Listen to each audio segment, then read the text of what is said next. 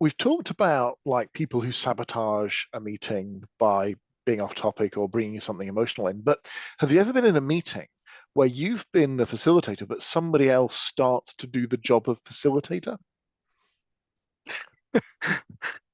Um, yeah, I think so. A few years back was a situation like that, and I was just taken by surprise.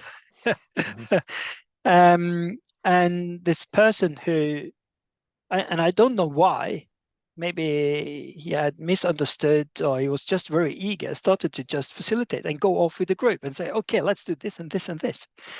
I So was what's taken totally by surprise. so what's the useful thing to do? I mean, Yeah, it, I mean, so if let's say this was a person who actually gets off on a good foot and the direction is good, why intervene? mhm. So one thing I would think about is goal, going back to goal. So what's the goal? What's the purpose? Why are we here?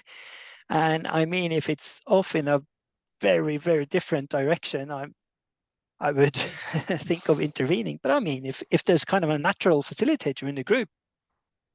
I would raise with the group that facilitating and contributing are hard to do.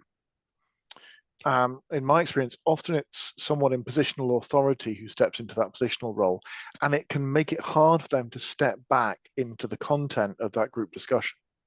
So I suppose standard Yorkstone tactic, I would raise that to the group, say, here's what I see happening.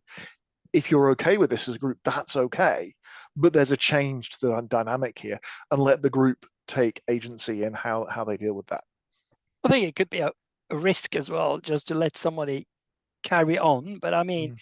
also if the group just does the work and they kind of self-facilitate, I mean, just be there and have that kind of overwatch and see what happens.